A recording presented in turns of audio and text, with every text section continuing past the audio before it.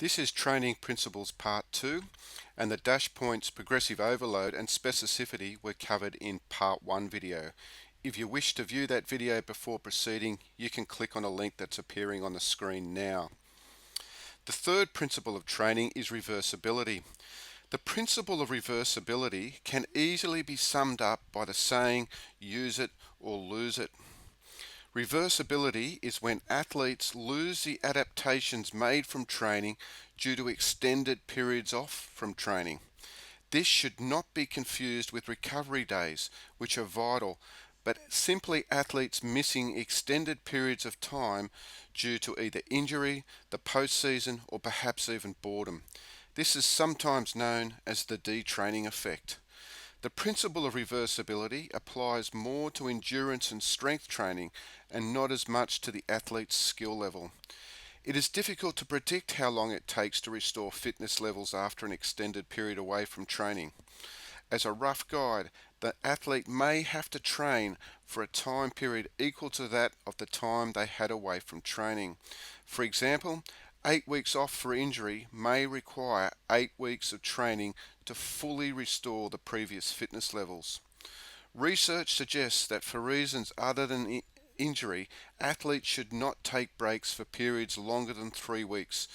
That is because of the loss of endurance due to the principle of reversibility. This is why when professional athletes, when they move into the postseason, they are advised to continue training, albeit at a lower intensity and also incorporating variety into their training.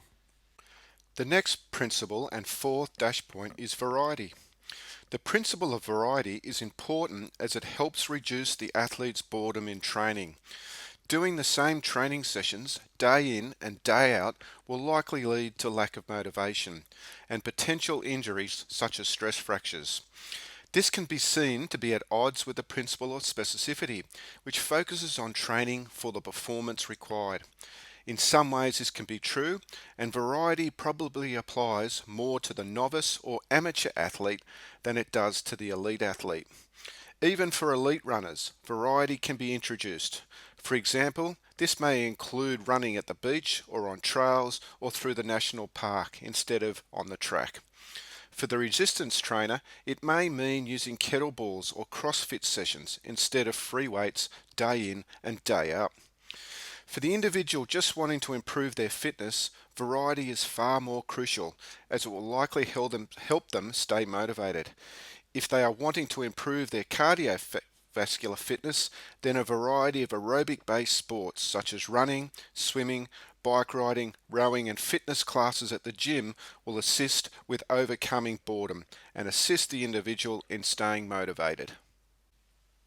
Moving on to the next dash point, which is training thresholds.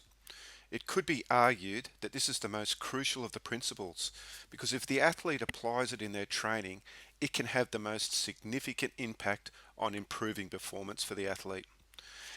This principle is probably more focused on gaining improvements to aerobic training than it is to resistance training. So I'm going to focus most of this dash point with aerobic training in mind. There is a minimum amount of exercise which is required to produce improvements in athletic performance. For exercise to be effective, it must be performed with sufficient frequency, at a high enough intensity, and for sufficient length of duration. This is at least 20 minutes minimum. The quickest way in obtaining adaptations is by the athlete changing the intensity of their training. For aerobic-based sports, this will focus on heart rate zones, while for resistance training, this will include changing the weight, the number of sets and/or reps, or a combination of all three. When changing intensity for aerobic exercise, you should focus on heart rate. The easiest way for knowing the correct heart rate zones is by first determining the maximum heart rate of an individual. To do this, it's simply 220 minus the age of the person. To keep it simple, I'll make the athlete 20 years of age, which gives them a maximum heart rate of 200 beats per minute. In theory, this means that the athlete is at maximum intensity should be able to get to their heart rate of 200 beats per minute, but of course this would only be for a limited amount of time. When it comes to aerobic training and working at different intensities, it is helpful to look at the different training zones, as each of them gives different benefits. The aerobic training threshold refers to the lowest heart rate at which training is of benefit to the athlete. It is roughly 60% of a person's maximum heart rate. For my example of the 20-year-old, this means 120 beats per minute. In this zone, the individual would only obtain limited improvement in their fitness until they started to train at a higher intensity. For most people, 60% of maximum heart rate is a fast-paced walk or a slow jog. The target heart rate zone or training zone is between 70 to 80% of maximum heart rate. Working within this zone, especially at the upper end of the zone, gives a person the maximum benefits from their exercise. When an individual trains at over 80% of maximum heart rate, they are shifting into the anaerobic training zone. At this point it gets a bit technical, but to put it simply, it's training in this anaerobic zone that brings the greatest benefit to your aerobic energy system, especially for elite athletes. It is difficult to train for extended periods of time in this zone without having an already high level of fitness. It is in the red zone, or 90 to 100% of maximum heart rate, where the anaerobic threshold, or OBLA, occurs. This is known as the onset of blood lactate accumulation. This is the point during exercise of such high intensity at which blood lactate begins to accumulate above resting levels, where the lactate being cleared is no longer able to keep up with the lactate being produced. This is the last dash point and sixth training principle, warm-up and cool-down. The theory behind the warm-up is that it increases range of motion in the athlete and helps prevent injury. Another significant benefit of the warm-up is that it will also prepare the athlete mentally for their performance. Warming up should consist at least of the following: 5 to 10 minutes of slow-paced running or some form of physical activity to increase body temperature, and then 10 to 15 minutes of stretching.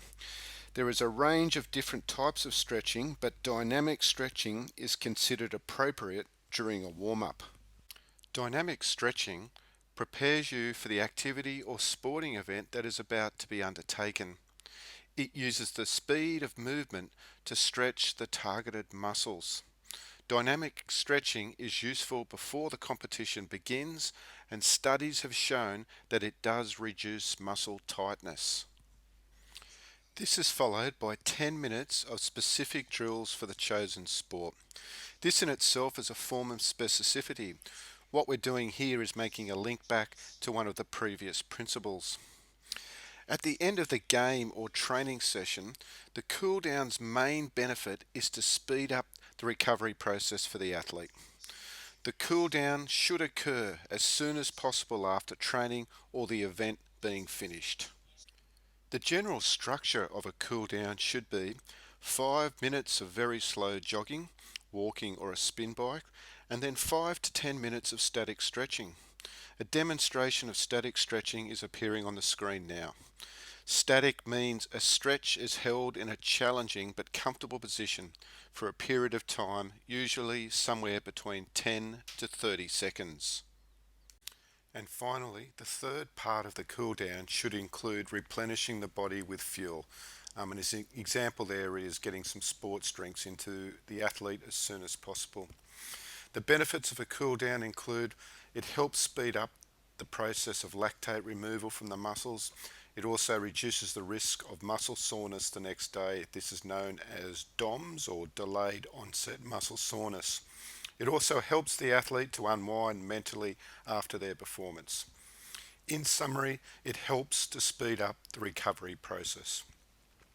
That will do it for training principles as my voice goes. For more information, you can go to www.coachpdhpe.com. Thank you.